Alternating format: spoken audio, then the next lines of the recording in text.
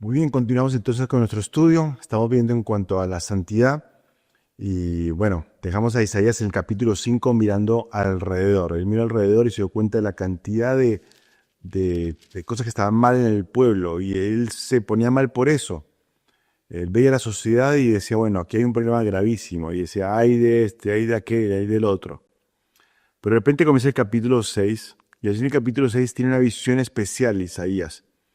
Y después de ver esa visión, de repente llega entonces el versículo 5 de Isaías 6, Isaías 6:5 dice, entonces dije, ay de mí, que soy muerto, porque siendo hombre inmundo de labios y habitando en medio del pueblo que tiene labios inmundos, han visto mis ojos al Rey Jehová de los ejércitos. ¿Te das cuenta? En el capítulo 5 él vio alrededor y decía, hay de aquellos que hacen esto, hay de aquellos que hacen lo otro, hay de aquellos. Pero de repente llega el capítulo 6 y dice, ay de mí. Él dejó de mirar alrededor y comenzó a mirar adentro de sí mismo. Y al mirar adentro de sí mismo se dio cuenta que también era pecador, que él también era una persona de labios inmundos y que era una persona que habitaba en medio de un pueblo de labios inmundos. Ahora, ¿qué cambió para que Isaías dejara de ver alrededor y comenzara a mirar dentro de sí mismo? Bueno, lo que cambió es que Isaías comenzó a mirar hacia arriba, a donde tiene que mirar realmente. El salmista decía, alzaré mis ojos a los montes, ¿de dónde vendrá mi socorro? Mi socorro viene de Jehová que hizo los cielos y la tierra. Aquí Isaías también miró hacia arriba, miró donde tiene que mirar. Colosenses capítulo 3 dice, miren las cosas de arriba, no en las de la tierra. Entonces dice Isaías 6, versículo 1, dice, en el año que murió el rey Usías, vi yo al Señor sentado sobre un trono alto y sublime, y sus faldas llenaban el templo. Por encima de él había serafines, cada uno tenía 6 alas, con 2 cubrían sus rostros, con 2 cubrían sus pies, con 2 volaban. 3, el uno al otro daba voces diciendo, Santo, Santo, Santo, Jehová de los ejércitos, toda la tierra está llena de su gloria. Santo, Santo, Santo. Y allí esa visión de la santidad de Dios fue lo que produjo en Isaías que dejara de fijarse tanto alrededor, comenzara a fijarse más bien adentro y darse cuenta que él también estaba mal. Y que la santidad de Dios tenía que motivarlo a cambiar, a ser santo, tenía que moverlo. Dios es santo, 3 veces santo, dice la Biblia. Pero también, o sea, Dios Padre es santo, pero también Dios Hijo, Cristo también es santo. Él también es santo. Fíjate, por favor, o fíjense, por favor, 1 Corintios, capítulo 1. 1 Corintios 1. Dice allí la palabra de Dios. Dice 1 Corintios 1:30, dice, mas por él estáis vosotros en Cristo Jesús, el cual nos ha sido hecho por Dios sabiduría, justificación, dice, santificación y redención. Él fue hecho por nosotros santificación, o sea, Él es santo. De hecho, cuando él estaba por nacer, en Lucas 1:35, el ángel le dijo a María, el santo ser que nacerá, indicando el carácter de santidad de Cristo. Cristo es santo, Cristo es santo. Hechos capítulo 4, Hechos 4, versículo 30, dice allí, Hechos 4:30, dice, mientras extiendes tu mano para que se hagan sanidades y señales y prodigios mediante el nombre de tu santo Hijo Jesús. Él es santo, Él es santo. Hay más pasajes que podemos buscar después, pero el Señor es santo, Dios Padre es santo, Dios Hijo es santo. Y de hecho, en un momento en el ministerio del Señor Jesús se encontró con un hombre endemoniado y este hombre le dijo así, hijo, yo te conozco que eres el santo de Dios. O sea, hasta fue reconocido por personas que están siendo endemoniadas también como el santo Hijo de Dios. El Señor es santo. El Señor es santo. Cristo es santo. Cristo es santo. Obviamente el Espíritu también es santo, ¿no es cierto? El Padre es santo, el Hijo es santo y el Espíritu es santo. Eso también lo podemos ver a través de toda la página de la Escritura, el Espíritu Santo. Entonces, ya sabemos que la santidad es un atributo del carácter de Dios, es un atributo de su carácter. Él es santo, es un atributo que es comunicable porque nos anima a nosotros a ser santos también. También podemos ser santos, no al grado de la santidad y perfección del Señor, de su pureza, pero sí podemos nosotros buscar esa santidad también. Ahora, otro concepto es la santificación. Es parecido, pero mientras que la santidad o el ser santo es un atributo del carácter de Dios, la santificación es un acto de la voluntad de Dios. Es un acto de la voluntad de Dios. Él quiere realmente purificarnos, Él quiere santificarnos. Es más, es su voluntad que seamos así santificados. Fíjense, por favor, en Efesios capítulo 5.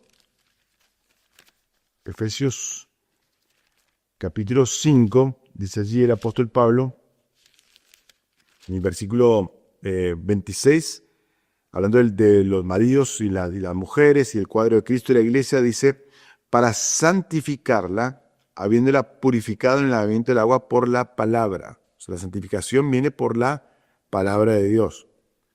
Primera de Corintios, capítulo 6, Primera de Corintios 6, allí en el versículo 11, 1 Corintios 6, 11, dice, y esto erais algunos, mas ya habéis sido lavados, ya habéis sido santificados, ya habéis sido justificados en el nombre del Señor Jesús y por el Espíritu de nuestro Dios. Ahí está. Es un acto de la voluntad de Dios. Él nos santifica. Él nos santifica. Por la palabra, en el momento de la salvación, por medio del Espíritu, ya fuimos santificados. Somos purificados. Pero también es algo que para Dios es importante. O sea, Dios lo tiene como una prerrogativa. Cuando leemos en Génesis capítulo 2, leemos que Dios bendijo al hombre y la mujer, dijo, los bendijo y los santificó. Los santificó. Es parte de lo que Él quiere para la vida del creyente, santificarnos. Y así podemos avanzar en las páginas de la Biblia y vamos a ver cómo constantemente se le acerca la santificación como un acto de la voluntad de Dios. Él nos quiso separar, nos quiso apartar con un propósito. Porque eso es la santificación. Él nos separó, nos apartó con un propósito. Pero también la santidad es un atributo del Espíritu Santo de Dios. Es también un atributo, por eso se llama el Espíritu Santo, justamente, ¿sí? Y esto me acerca de pureza. En Santiago capítulo 4, vamos a leer allí que el medio hermano del Señor Santiago dice en el capítulo 4, versículo 5, dice, ¿o pensáis que la Escritura dice en vano, el Espíritu que Él ha hecho morar en nosotros nos anhela celosamente? Y hablando en el contexto de la amistad con el mundo y la enemistad contra Dios, pero Él dice, el Espíritu Santo, por su santidad, nos anhela celosamente, no quiere compartirnos. Ahora, quiero dejar algo bien en claro en cuanto al creyente. La santidad del creyente no implica impecabilidad. Es decir, nosotros siempre vamos a seguir pecando. Porque 1 Juan dice claramente, el capítulo 1 dice que si decimos que no tenemos pecado, le hacemos al mentiroso.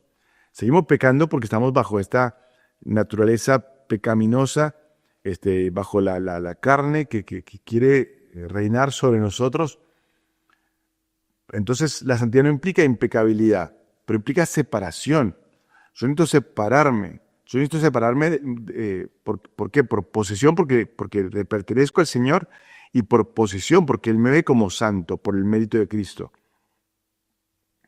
Por eso, como mencionamos el otro día, en 1 Tesalonicenses capítulo 4, versículo 3, dice que la voluntad de Dios es nuestra santificación, que nos apartemos de fornicación, nos apartemos de iniquidad, de fornicación. Y otro concepto es la purificación, que implica perdón y pureza.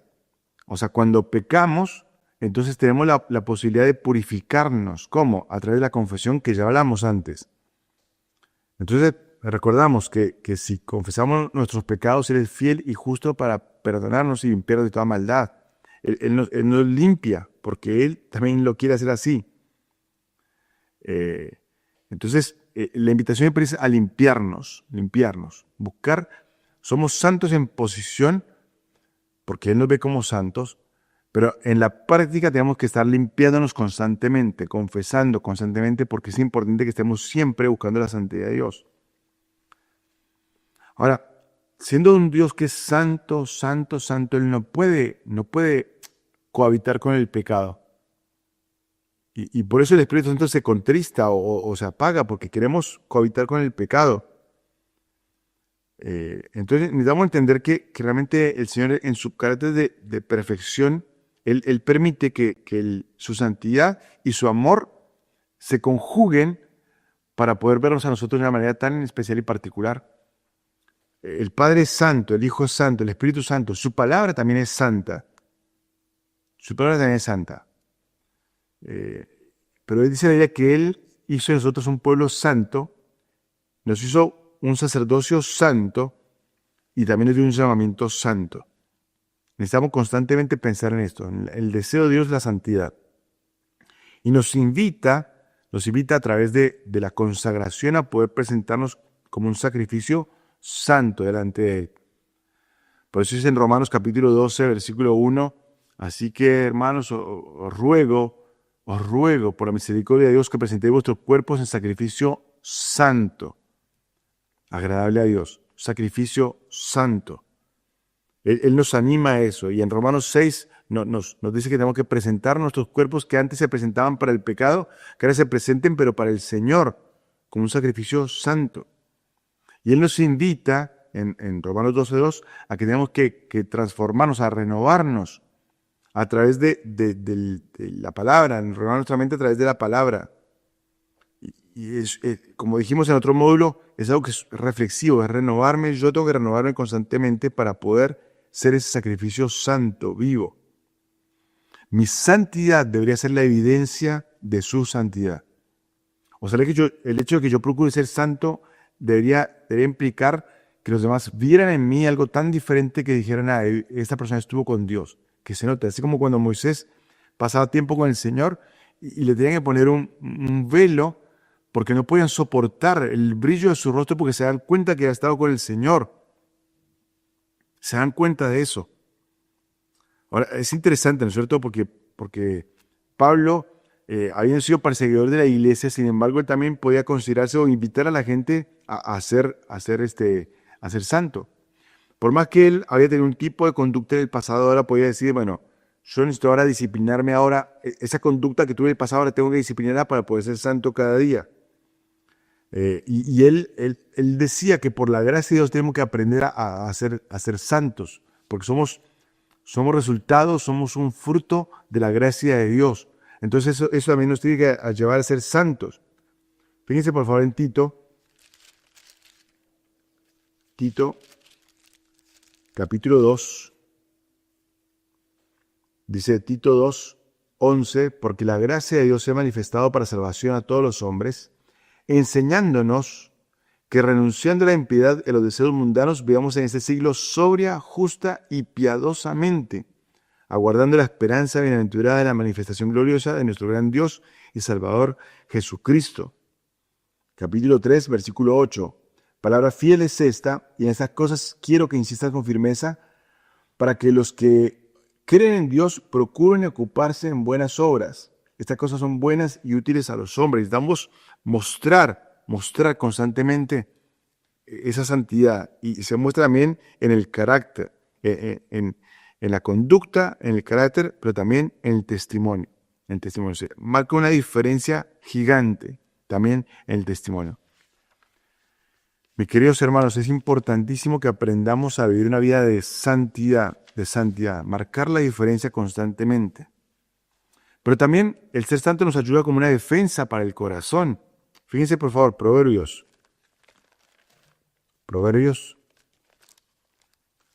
allí en el capítulo 2, Proverbios 2, dice, versículo 8, es el que guarda las veredas del juicio y preserva el camino de sus santos. La santidad me sirve como una defensa. Capítulo 4, lo hemos leído ya, versículo 23. Dice, sobre toda cosa guardada, guarda tu corazón, porque de él mana la vida. ¿Y cómo lo hago? Bueno, aparta de ti la perversidad de la boca, santidad. Aleja de ti la iniquidad de los labios, santidad. Tus ojos miren lo recto, santidad. Diríjase tus párpados hacia lo que tienes delante, santidad. Examina la senda de tus pies y todos tus caminos sean rectos, santidad. No te desvíes ni a la derecha ni a la izquierda, aparta tu pie del mal, santidad. La santidad siempre me va a ayudar como una defensa para el corazón. Siempre va a ser así. Una defensa para el corazón. Pero también la santidad es una dicha para el cuerpo de Cristo. El cuerpo de Cristo se beneficia de la santidad. Fíjense, por favor, ya leímos la otra vez en Crónicas cómo los levitas se purificaban y eso ayudaba muchísimo a que realmente las cosas se hicieran bien hechas, a la forma de Dios. Y fíjate en Primera de Tesalonicenses, capítulo 2, Primera de Tesalonicenses, capítulo 2, dice allí el apóstol Pablo, versículo 10, dice, vosotros sois testigos y Dios también de cuán santa, justa e irreprensiblemente nos comportamos con vosotros los creyentes. Pablo decía, ustedes se benefician de mi santidad. Ustedes son testigos y se han beneficiado de mi carácter santo. Pero también la santidad es una denuncia para el mundo. ¿Por qué? Porque mi santidad muestra sus tinieblas. Filipenses 2:15 dice que en esta generación perversa nosotros podemos resplandecer como luminares en el mundo. Estamos en medio de esta generación, pero resplandecemos o podemos resplandecer con la santidad. Pero también la santidad decora la doctrina, la adorna. La adorna.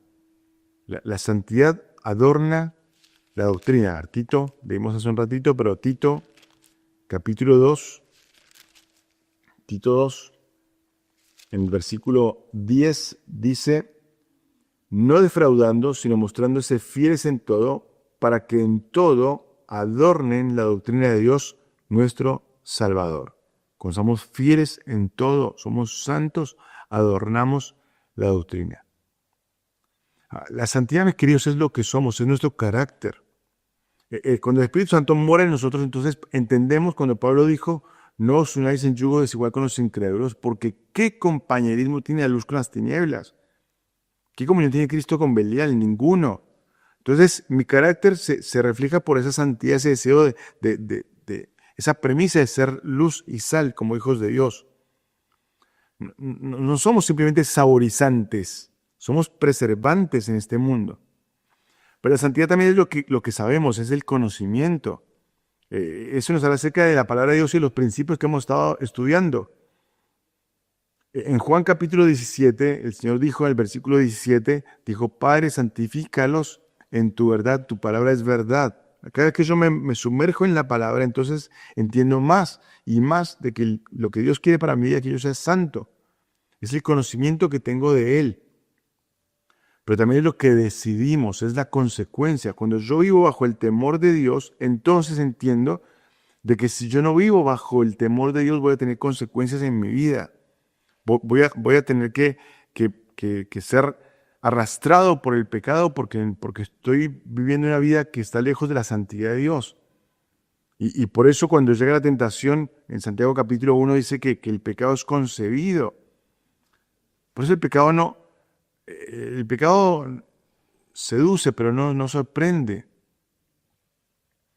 Pero también es lo que vivimos, es mi conducta práctica. Yo tengo que saber que tengo constantemente vivir una vida que agrade al Señor. Pero vamos a continuar hablando del tema en un ratito, después de la pausa. Así que nos vemos en el próximo video.